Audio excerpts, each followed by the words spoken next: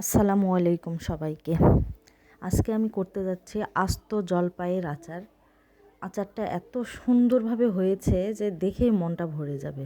দেখতেই পাচ্ছেন আচারটা কিন্তু সত্যি অসাধারণ হয়েছে এবং এইভাবে করলে কিন্তু আচারটা অনেক সুন্দর লাগবে খেতে, সবাই পছন্দ করবে আর সারা বছর রেখে খাওয়া যাবে। আর এর তেলটা দুর্দান্ত স্বাদের।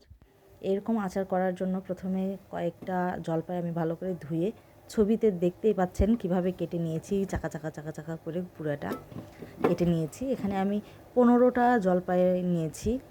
এইগুলো সবগুলোকে সুন্দর করে ধুয়ে পানি ঝরায়ে কেটে নিয়েছি আমি। তারপরে একটা পাত্রে সামান্য পানি এবং হলুদ দিয়ে জলপাইগুলোকে আমি একটু ভাপিয়ে নিব। ছবিতে দেখানো এটা বারবার দেখানো হচ্ছে কারণ এইভাবে কেটে নেবেন যেন ভুল না হয়। এভাবে অবশ্যই কাটতে হবে, তাছাড়া কিন্তু হবে না। এইভাবেই সুন্দর করে দেখিয়ে দেখিয়ে মানে পেঁচিয়ে পেঁচিয়ে কেটে নেবেন। এই তো পানিতে আমি সামান্য হলুদ দিয়ে দিলাম। হলুদ দিয়ে এখন আমি জলপাইগুলো দিয়ে দিব এর মধ্যে। জলপাইগুলোকে সুন্দর করে দিয়ে এই যে আমি ভাপিয়ে নিয়েছি, দেখতে পাচ্ছেন কালারগুলো সুন্দরভাবে চেঞ্জ হয়ে গিয়েছে। একটা ছাঁকনিতে করে আমি উঠিয়ে নিচ্ছি।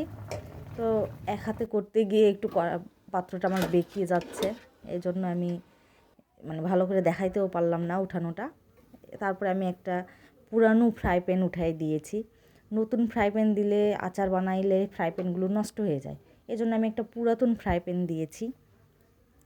এর মধ্যে আমি দিয়ে দিলাম বেশ খানিকটা পরিমাণে সরিষার তেল। এখানে কিন্তু সরিষার তেলটা একটু বেশি করেই দিতে হবে, নয়তো কিন্তু আচারটা ভালো হবে না, কারণ জলপাইটাই আচারের তেলের মধ্যেই ভাজতে হবে। তো এই তেলটা একটু হালকা গরম হয়ে আসলে আমি এর মধ্যে দিয়ে দিলাম 2টা শুকনা মরিচ আর দিয়ে দিলাম হাফ টিস্পুনের মতো ডাল মশলা, পাঁচফোড়ন যেটা। তারপরে আমি জলপাইগুলোকে দিয়ে দিচ্ছি। আমি কিন্তু এক্সট্রা তেমন এক্সেপশনাল কোনো মশলাই ইউজ করব না, একদম সিম্পল একটা আচার তৈরি হবে এটা। আর এটার স্বাদটা অন্যরকম মজার। কিন্তু যত বেশি মশলা দেওয়া হয় মনে করা হয় আচারটা বেশি মজা লাগে, কিন্তু simplicity is the best. Simple আচারটা সব সময় ভালো হয় এবং খেতে মজার হয়। তো এর মধ্যে আমি দিয়ে দিলাম পরিমাণ মতো আমার এক চামচ মরিচের গুঁড়া, সামান্য একটু হলুদের গুঁড়া আর দিয়ে দিলাম 1 চামচ লবণ। তারপরে আমি দিয়ে দিচ্ছি আমার এইরকম একটা ছোট্ট ডাব্বু চামচের 1 চামচ চিনি দিয়ে দিলাম। তারপর আরও 1 চামচ দিয়ে দিচ্ছি, কারণ জলপাইটা কিন্তু ভীষণই টক হয়। আর টক জলপাইটা আমার বাসায় মানে খায়, কিন্তু আচারে একটু মিষ্টিটা পছন্দ করে। খুব বেশি যে মিষ্টি হবে তা না, তবে 2 চামচ চিনিটা লাগবে। তো চিনিটা আমি দিয়ে কিন্তু তেলের সঙ্গে আমি কিন্তু 1 ফোঁটা পানি ইউজ করতেছি না, একদম জলপাই সেদ্ধ হয়ে গিয়েছে। চিনি থেকে যে পানিটা বের হবে সেটাই কিন্তু জলপাইয়ের বাকি যে এই সেদ্ধ হওয়ার প্রসেসটা সেটা হয়ে যাবে।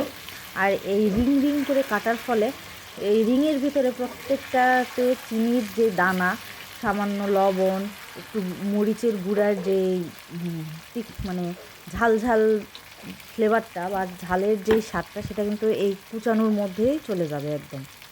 তো এই জন্য আমি করতেছি, এটা ভালো করে নেড়ে দিচ্ছি। আর দিয়ে দিচ্ছি যে চামচে আমি চিনি দিয়েছি সেই চামচে দিয়ে দিলাম এক চামচ পরিমাণে আপনার ভিনেগার, হোয়াইট ভিনেগার একদম। এটা ভিনেগারটা দিয়ে দেবেন মাস্ট, কারণ ভিনেগার না দিলে কিন্তু আচারটা বেশি দিন স্থায়ী হবে না, আবার খেতেও ভালো লাগবে না। ভিনেগারের জন্য একটা আলাদা টেস্টও আছে, আবার চিনিটাকে মেল্ট করার জন্য কিন্তু ভিনেগার এখানে কাজ করতেছে। তো এই তো চিনিটা ভালো করে গলে গিয়ে আমি এটাকে কিন্তু একদম ভাজা ভাজা করে নিয়েছি। একদম আমার আচারটা মানে প্রায় ভাজা ভাজা হয়ে চলে এসেছে। তো আমার কিন্তু আচারটা অনেকটাই হয়ে আসছে। এই পর্যায়ে কিন্তু কখনোই চুলাটা বন্ধ করা যাবে না বা আঁচটাকে করা যাবে না। তো একদম হওয়ার আগ মুহূর্তে আমি দিয়ে দিলাম হালকা হাফ চামচের মতো পাঁচফোড়নের গুঁড়া। পাঁচফোড়নটাকে হালকা ভেজে গুঁড়া করে নিয়েছি, সেটা দিয়ে দিলাম। আর দিয়ে দিলাম হাফ টিস্পুনের মতো আপনার চিলি ফ্লেক্স, শুকনো মরিচের যে ভাজার গুঁড়াটা সেটা, চিলি ফ্লেক্সটা দিয়ে দিলাম। যারা একটু ঝাল পছন্দ করেন তারা একটু বাড়ায় দিবেন। আমার যেহেতু অল্প পরিমাণে জলপাই, এই জন্য আমি অল্প করেই দিয়ে দিলাম।